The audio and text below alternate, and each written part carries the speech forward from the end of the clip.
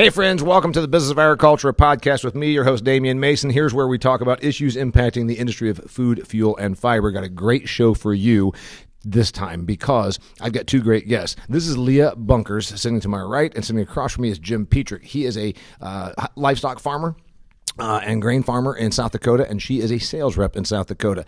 And we are at the Families Feeding Families event, an agricultural advocacy group that was founded out of necessity because of the anti-agricultural forces that we all deal with. The title of this episode, of course, is Dealing with Anti-Ag Forces, in South Dakota. Who would have thought in the state that is not overly populated, not overly urbanized, and also it's the biggest industry in the state. So that's what we're going to be talking about with these great guests. I'm an hour and a half away from going on stage, so I promise you we will not let this episode go long. Before we get into the discussion, a reminder that the Business of Agriculture is sponsored by Harvest Profit. Harvest Profit is a software solutions company founded by a guy named Nick Horeb. He's in Fargo, but it doesn't matter where he is because he has customers in 26 states and 4 provinces. You should check out Nick Horeb on social media. He's very active on LinkedIn, posting information you can use. But it's a software solution for your agricultural enterprise to make you be more profitable. And after all, it is a business, and that's why he sponsors the Business of Agriculture. Jim Pinkert, livestock farmer, grain farmer, 54-year-old guy, Yankton native. Now you are here in the second annual Families Feeding Families events where we're trying to make sure that the community understands the value of agriculture because of anti-ag forces. What the heck's going on? Well, it's nothing new, to tell you the truth, Damian. I mean, I hate to stretch too far back, but I can remember 15, 20 years ago, some friends of mine were trying to do a feedlot expansion, and this little party of opposition developed in the county. Mm-hmm. And the next thing you know, we've got the Water Keepers Alliance and these North Carolina and New York attorneys here in Yankton, and a bunch of money got raised, and it cost my friends $1 million, and they ended up having to change their plans, and it took a long time for the farm community to kiss and make up with the non-ag folks here in the county. But we've kind of been dealing with some of those same issues again here the last 3 years, and it's startling to me, how well connected and how well financed our opposition is. Yeah, I've got a chapter about that in my book, Food Fear. Dear listeners, if you have not picked it up, I encourage you to do so. It's available both as an audio and a hard copy at DamianMason.com. It's even an ebook. But we talk about this because a lot of folks in our industry are almost like blindsided. They don't understand that there are these forces that are going to come after them. And I always point out, I said, animal activism, anti-agricultural activism, those things are a business for the nonprofit groups because they're not really nonprofit, and a religion, meaning it's a business for those that actually are the orchestrators and the bureaucrats, and then it is a religion for their followers. So the followers donate money blindly believing they're saving pigs or some silly thing, protecting the earth. But it's a religion for the devotees and that give the money, and it's a business for the bureaucrats that create these organizations. Before we come back to you and hear about your operation, Leah Bunkers, she's a young lady out of college, got a degree in what, agronomy and? I have a major in agronomy and minors in egg business and precision egg. And you're from Iowa. You ended up here in Yankton, South Dakota. You are a sales rep doing what? Egg sales. So I'm an agronomist selling seed, fertilizer, chemical, all the above, all inputs. And who are you doing that for? Valley Egg Supply in Gayville. Okay. And you got involved with Families Feeding Families because? So like you said, I'm from Iowa, and so it's crazy to me what's going on in Yankton County, being from Iowa and being from Sioux County, where it's like the top livestock producing county in the state of Iowa. And it was just appalling to me how things are being handled with livestock production and agriculture in Yankton County. Okay, so you're from agriculture. Most of us that are in the business are from the business, but this was kind of a wake-up call to you. You're a little closer to it. You're not too far out of college. You probably saw young people that were disconnected and said wacky stuff when you were in school. They would say things like, oh, those factory farms, and they mistreat those animals. So you've been around this. This wasn't new to you when you first got here, right? No, I mean, there's obviously all majors at school, so everybody has their own opinion. But it surprised you from the standpoint that there was happening. It was happening in a agricultural community like this. Right. And agriculture's so big, so close to here. And all of a sudden you cross a line and it's not a good thing anymore. All right, back to Jim. You were on the beginning. Okay, first I'll tell them about your operation. People that are in ag like to hear about that. You're a hog guy, you're a beef guy, you're a grain guy. Yeah, we my row crop friends tell me that we have an old McDonald farm because we still have a lot of irons in the fire, but we do have a cow herd, and we back around some calves, and we raise a lot of hogs, and then we have another farm where we do swine genetics and sell seed stock and some show animals, and do corn, soybeans, and alfalfa. Got it. So you said 20, 30 years ago you had friends that wanted to put in a feed yard. So they're trying to put in a feed yard, and then all hell broke loose. Have you personally been impacted? Has your operation been impacted by animal agricultural advocates? Well, it's just really challenging. We have livestock in this county and in the county east of us here in Clay County, and I look back at like the last time we did a building, added a hog building at our farm, and the people that show up at these planning and zoning hearings and these county commission hearings are, it's pretty crazy, the outlandish statements that they make. And I think they believe them in their heart. But, when people say, this finishing barn is going to produce as much waste as the city of St. Louis, or these cows are producing 50% of the methane gas in the country, you just realize that, hey, we got to get organized and we got to tell our story because these guys are awful confused. So we like to talk about in agriculture, and if you listen to my stuff, we say you got to educate the consumer, educate the consumer, educate the consumer. Leah, is it possible to educate the consumer? Yeah, it's possible to educate the consumer, but sometimes they need a little more educating than others, and I would say that it's possible, except that many consumers don't care to be educated because, as we've learned here with the coronavirus, they go to the salacious, they go to the headline. If you said, "How scared are you of coronavirus?" it would be proportional to how much media they consume. And it would be, "Oh my God, we're all going to die." And you'd say, "Well, do you realize that 188,000 people out of a country of 330 million is only 0.4%, or some ridiculously number like this, 0.04%, I think is what it is." So there is a fear thing out there, and I have also oftentimes maintained with my agricultural outreach that I'm all about giving people the real scoop.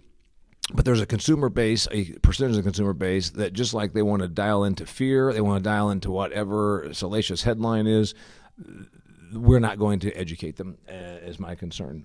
Do you think I'm founded in that, or do you think I'm off? Am I just being bitter because I'm 51 years old and you're a young 20-something that says, no, we can still do this? No, I think there's people you're not going to educate, and I think there's different ways you're going to have to go about educating certain people, and we try to take different angles at different things, and hopefully at our event tonight we educate a lot of people, and we let you educate some people about things as well. I'm going to say too, Damian, that what you alluded to earlier. We got this whole segment, and I coin it activism for profit. Mm-hmm. And they are so ready to feed the folks that are hungry to be misinformed and hungry to be scared. And they really make that a jagged deal to try to address, don't you think? Everybody in our business is generally familiar with the humane side of the United States. If you are a listener or a viewer to the Business of Agriculture podcast, please share this with your non-ag friends, and I'll tell you why. The humane side of the United States is not what everybody thinks it is. They do not save, stray dogs or, take care of, feral cats. What the humane side of the United States does is they raise money, and they raise a shitload of money. They bring in money from appealing to base level emotion. And by my research that I put in my book, they have about 250 employees, and they were sitting on their annual budget was $135 million. So they are paid very, very well. They hire lawyers and they do public relations. They hire lawyers and they create a story. And then again, what that does is it brings in money. So it's extremely profitable. So you've got a bunch of bureaucrats in Washington, D.C. that put out the story that your hog barns are killing off killing off wildlife. Your hog barns are destroying the forest. Your hog barns are polluting the waters. None of that is true, but that is the story they create. They perpetuate it, and then they say things like, well, we're out here protecting you, consumers. So, and then they get devoted religious-like followers. So It is a business. And frankly, it's become even more of a business because once somebody sees this is profitable, it proliferates a little bit like splinter churches. They say, wait a minute, I saw how profitable this religion was. I'm going to go and splinter off and start my own little religion. And now we're going to have it called the animal rights movement. Or we're going to call it the those for defending the animals. Or, you just keep coming up with names. A lot of participants in that segment. There are a lot of them. All right. So, yes, it is a religious following for those that give the money, and it's also a business. Environmental Working Group is one that I talk a lot about that folks give a lot of credence to. They think that it's actually a group that's out there working for the environment. It's actually a group that's working against production agriculture. That's one of their biggest causes. And so what they do is they create salacious headlines. They'll do their own studies. They're the ones that told everyone that there was Roundup in your kids' Lucky Charms. Right. So you created the villain is Monsanto and a chemical Roundup that's been on the shelves even at Home Depot since the 1980s.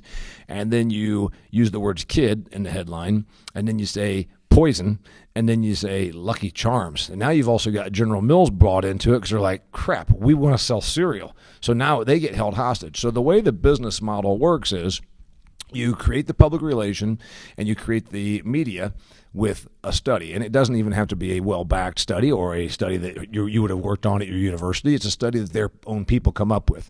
And it's got a shred of truth, and it's usually got a lot of shall we say, exaggeration to it. And then you put it out there, and now you've just found the common enemy, evil Monsanto, and then you attach it to General Mills, who says, oh, God, now we're being shook down. So what does General Mills do? They just want to sell cereal. And their board of directors are not ag people. They're not you. They're not me. So then they just roll over and say, oh, well, all right, you're right. We'll never have any cereal that's been treated with glyphosate. So that's the way the gig works. It's really an effective business model when you think of it, because you are shaking down big corporate clients, and then you create the common enemy. So what I believe is happening here in Yankton is you're the common enemy.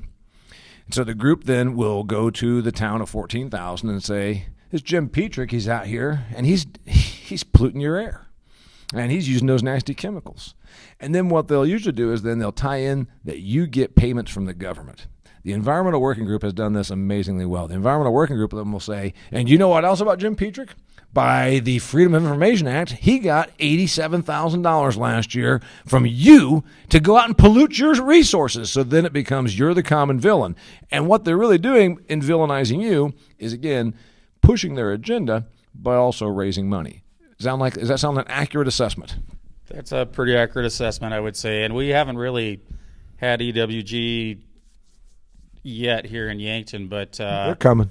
Yeah, and I just, and I got to cuss. Like a big challenge here in South Dakota is a group called Dakota Rural Action that has just basically opposed every progressive agricultural project of any sort. Dakota Rural what? Dakota Rural Action. Yeah. So and if you're bored, go and check them out. Dakota Rural Action. And and then you go up the food chain and see, well, where's all that money coming from? And some of it's whatever, the Ford Foundation or this foundation or that foundation. But what was really a kick in the teeth for myself here, one of the groups that donates to Dakota Rural Action is my own Catholic Diocese of Sioux Falls, South Dakota.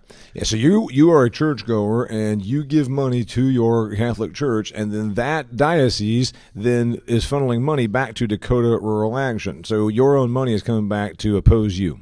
Yeah, and it's not unique to South Dakota. I've talked to Minnesota producers and Iowa producers that are dealing with the same deal. Did you get in touch with the church diocese over that? I have not. My feedlot friend did have that conversation, and I don't know where it ended, but...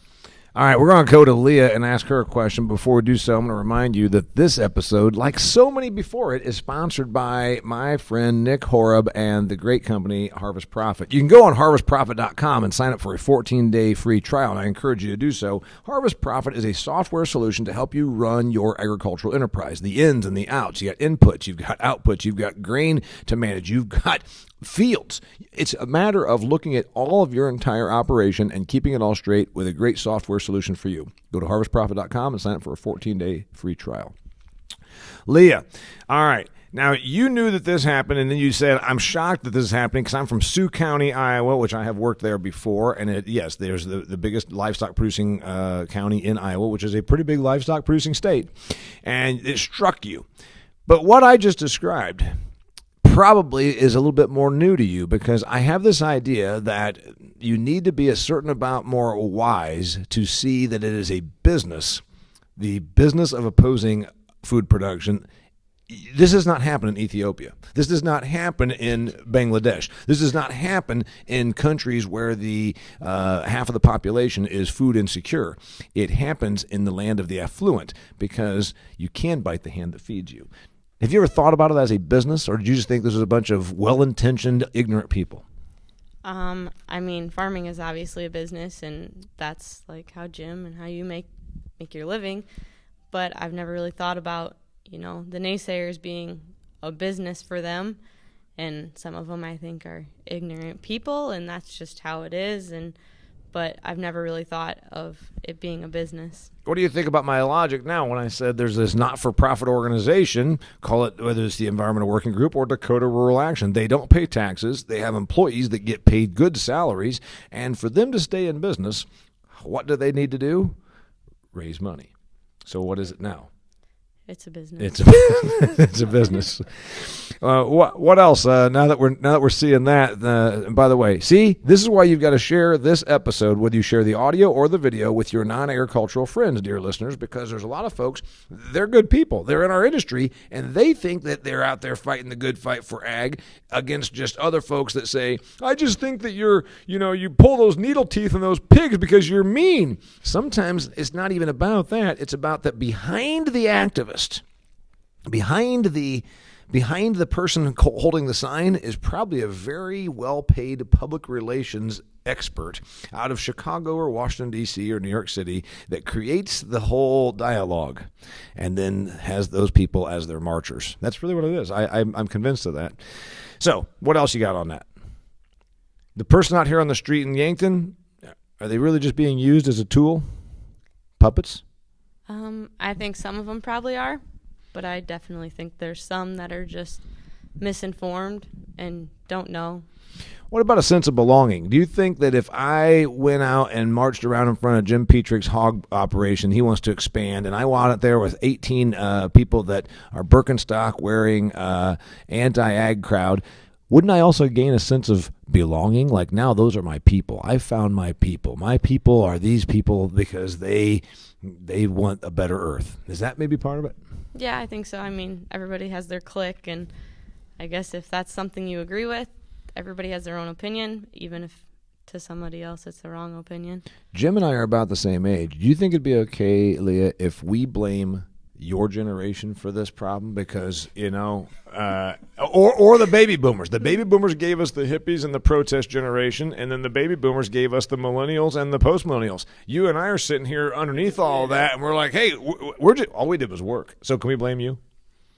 That's a loaded question. If I had to answer the question honestly, I think my generation and the generation below us are clueless. Mm-hmm.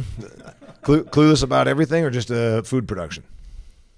That's another loaded question, but about food production. I mean, I've had conversations with people at college about, they don't like production agriculture and all that. And I'm like, where do you think your meat comes from? The grocery store. Sure. Where do you think your milk comes from? The grocery store. All right, so you talk about educating. We're doing a certain amount of that today, but then also it comes down to it actually is a fight. And I'll point out on stage here this evening that ag fights poorly. Am I right? Does ag fight poorly? Yes. Okay. You've been observing this for a while. Your parents own an elevator. They weren't probably opposed, but imagine if they had been those evil chicken farmers that have all those chickens in those little teeny pens. They would have been opposed, right? So if you were going to go about fighting the good fight, how would you go about fighting on behalf of agriculture? Well, I started I work in agriculture. I also spoke at a county commission meeting. That was a new experience for me, and I tried to make good points towards educating and good points that how good agriculture is in our society and how much it's needed. Mm-hmm. All right. I'm just curious. So the method you went with when you went in front of the county commission was you said, I presented facts. Yep. Comparing states, comparing graduation rate or graduation percentages, and went along those lines just to point out the benefits of it. If you had to fight the good fight for us, besides joining Families Feeding Families, what would you do? I've been pretty involved for a long, long time doing activities like, I did a program called Adopt a Farmer where once a month we would kind of do a little 3-minute spiel talking about what's going on at the farm and telling kids, a little bit about where their food comes from. And we'd send them to the larger towns in South Dakota. And, I've tried to interact. I mean, I get a lot of energy from dealing with kids, and I like doing that. And so, I've done everything from Chamber of Commerce's to third graders to whatever. But it's challenging because, as farmers and agribusiness people, we're pretty ethical. Yeah. And so. And we're up against people that are not necessarily ethical. In fact, they, it's their business to create fear and stoke emotion. I think that what we got to do is, depending on who you're talking to, if I was in front of the Chamber of Commerce, I'd talk about the economics because they're business people. If I'm in front of a mixed bag group, I'd go to the emotion because humans are not factual. They are fearful. They are not logical. They are emotional. So I would go to the emotion about what things like food choice.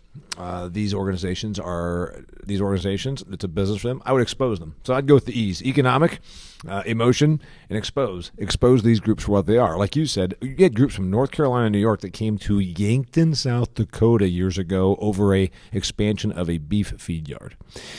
What does that tell you? Tells you that, again, follow the money. There's some group that then they will use that as they like to use their wins, because when they get a win, look what we did. We traveled clear out to the sticks out there in South Dakota, and we won this case, and there's not going to be that expansion of that beef feed yard. We're protecting your water. Do you know that 90% of greenhouse gases come from cows? Not true, but it doesn't matter. Send us your money, and we'll keep that feed yard from coming to your town. Right. So it's a fundraising business. All right. What have you learned since you joined Families Feeding Families, since you started Families Feeding Families?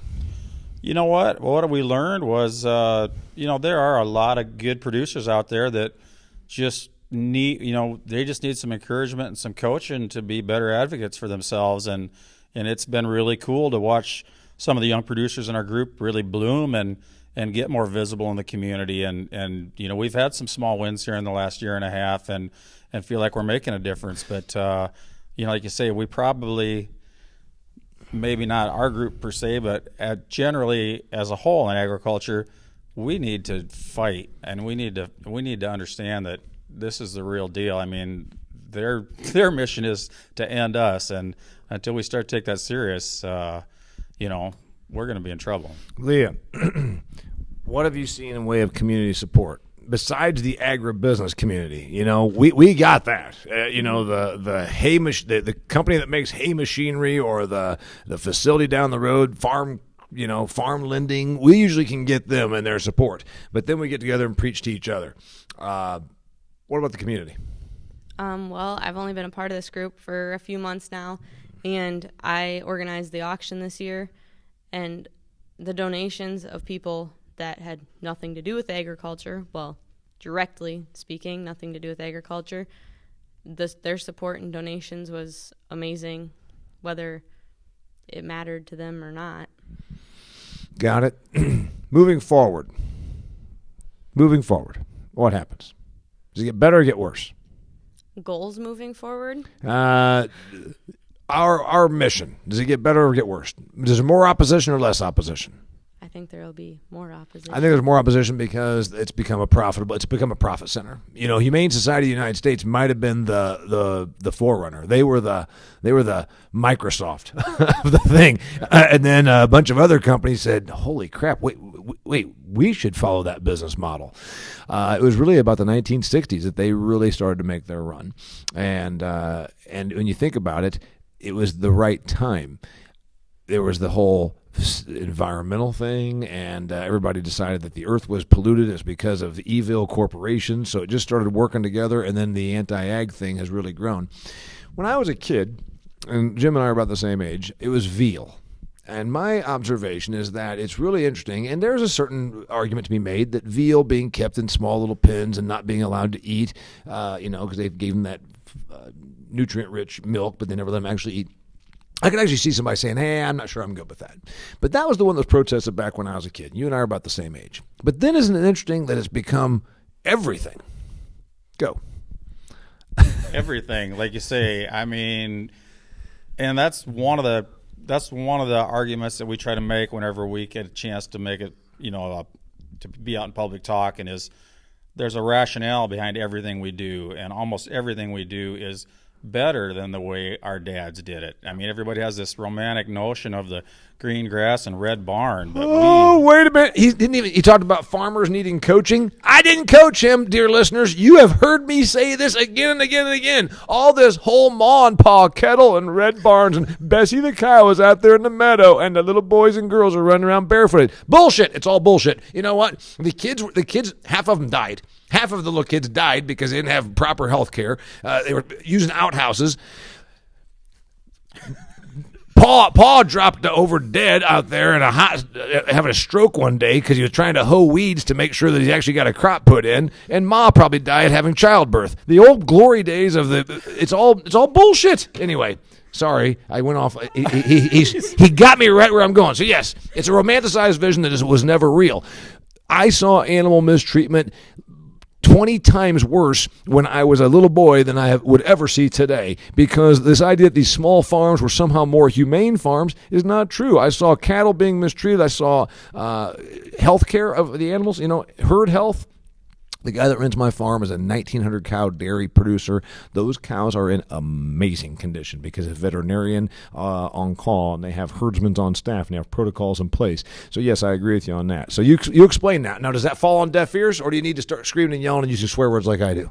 Well, and we generally can accompany it with a slideshow or whatever, and we can do some side-by-sides that, hey, the wind chill in South Dakota is 25 degrees below zero right now, but these pigs are in an optimal environment of 78 degrees for a 25-day-old pig with X amount of humidity. And, we feed them like Olympic champions. We know exactly the nutrient density and all the ingredients that they need to have versus, like you say, Gramps had them, they were nestled down into a hay pile and kind of foraging for their dear life on a day like that, Yeah. It's amazing, isn't it? Okay, so we've decided what it does. It gets better, it gets worse, et cetera, et cetera. Your last thoughts. Where are we going, Leah? What do you got for me? Give me some future. Families feeding families. You're doing good work. The business of agriculture. You're a young person. We're talking about advocacy on our part, but also the anti-crowd that's a business working against us. What else do you see looking forward? I think we need to keep getting young people like myself involved, and there are a few young people in our group, and there's more stepping up. So I think future, that's a good thing to look forward to, is the young people coming in, because without young people, no offense, Jim, we're not going to be able to keep going and reaching out to more and more counties that are going to start to go through the same stuff in our area. I think that what we just said, that it's become everything, and there's a lot of folks in our industry that don't realize, again, that it's essentially a fundraising business model for these cause groups, and they know that it's something they can throw the grenade and then profit from it. And it's not just on the animal agriculture, it's on everything we do in crops. It's also even on the specialty crops, because then it becomes, how do we treat the workers? Well, I'm all about treating workers fairly and paying them and on all that. And Cesar Chavez and his movement back 50 years ago for workers' rights, that was all good stuff, because we should not be breaking these people's backs and and mistreating them. However, it becomes that you're never going to be right. And that's one big point that I always make, is we think we appease. All we do is just continue to cave, and then it just becomes the next target. Because if your business, I'm not being mean, the worst thing that could ever happen to the American Cancer Society would be that we cure cancer. Because what are those thousands of people that are employed through the American Cancer Society going to do when they no longer have the cause? And we need to think that way about Environmental Working Group or Humane Society or PETA or any of these others, Dakota Rural Action Committee. Jim, closing thoughts from you. You think ag has changed a lot in the last 10 years. I mean, it's going to change a lot more. And I mean, if we don't get this economy cooking again here, the consolidation that's going to go on in agriculture is going to be pretty alarming to a lot of folks. But I will tip my cap to the young lady here. If you do need to recharge your batteries, get into a university and visit. I've had the chance to visit with the SDSU Swine Club, and you talk about a bunch of young people that are so much better prepared at that age to address a lot of challenges than I ever was at that age. I mean, it's pretty exciting to see that energy and that talent that's out there. I would agree with you. In my speaking engagements and working with ag youth groups or ag young producers, you thought you were supposed to be a really good producer, and you are, and run the business like a business. Some of our people at our age thought it was just supposed to be go out and drive your tractor. You understood production and run it like a business. They seem to understand, Leah's generation, business, productivity, production, also the promotion and the outreach part of it. So I'd agree with that. That's the social media aspect of the under 30 crowd. All right. Hey, his name's Jim Pinkert. Her name's Leah Bunkers. You guys are active on social media. If somebody wants to look you up or ask you a question, how do they find you? I'm at Pinkert Farms. P-E-T-R-I-K. P-E-T-R-I-K, PinkertFarms.com. Pinkert Farms on Facebook. Pinkert Farms. Look them up on Facebook. How do they find you, Leah? Facebook as well, just under my name. Leah Bunkers. Look her up. You know what? I'm really glad they came in here. So we're about an hour away from showtime for me. I better get this thing wrapped up. I really appreciate you tuning in. Remember, the Business of Agriculture is on all the places where you find your audio podcast, but it's also a video now on my YouTube channel. I'd like you to subscribe. The more subscriptions I get, the more visibility we get, which will help more people see this, and more people do need to see it. Just go to the Damian Mason channel on YouTube. I've got a special offer that I've been putting out. We just accomplished our first one this week. It's called the Business of Agriculture Success Group. Business of Agriculture Success Group is a business outlook, advisory, and networking community for ag professionals, and it's only $49 for the first month to join. It's a small group. We get interactive, and we go really deep on some topics. So if this is of interest to you, go ahead and just go to DamianMason.com, and you can sign up for it, or you can send me an email, and I'll explain it to you. This episode was brought to you by Harvest Profit, and I told you already about Harvest Profit. It's a software solution for your agricultural enterprise. Check out harvestprofit.com and my friend Nick Horb on LinkedIn. And you can see some of the great content he puts out there. Thanks for being here, Jim. Thanks for being here, Leah. Thanks for having us. Until next time, it's the Business of Agriculture.